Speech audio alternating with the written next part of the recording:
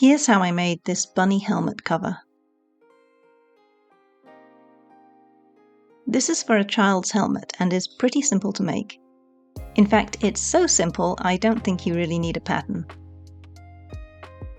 I chose this yarn, which I really wanted to get rid of.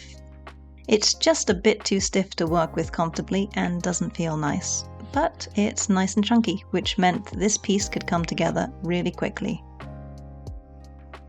I started by making a circle and worked in a spiral. The helmet is more of an oval shape, but that doesn't matter because the cover can stretch. Once the circle was almost the circumference of the helmet's rim, I single crocheted down to create the sides of the helmet. I wanted it to reach just below the rim because I'm going to add elastic at the end. So here it reaches the end, but it's not long enough to accommodate the elastic. So I did one more row and this is long enough now. That loose edge will be nicely tucked away once I put the elastic on. Then I made the ears. I did these a bit lazily, but I didn't want ears that were just straight flaps.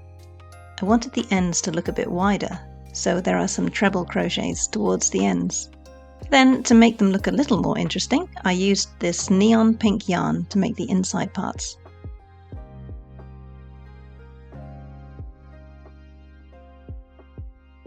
I whip stitched them onto the ears and this is how they looked.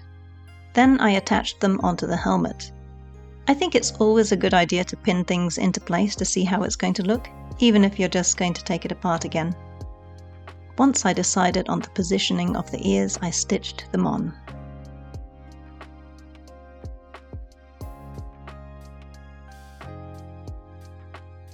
The last thing to do was to add the elastic. I used this kind of elastic, not because it's the best kind to use, but because I happened to have it on hand. I tried single crocheting it to the rim of the cover, and it certainly worked.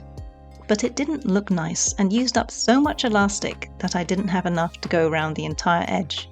So I slip stitched all around the edge with it instead. This used up far less elastic and looked better.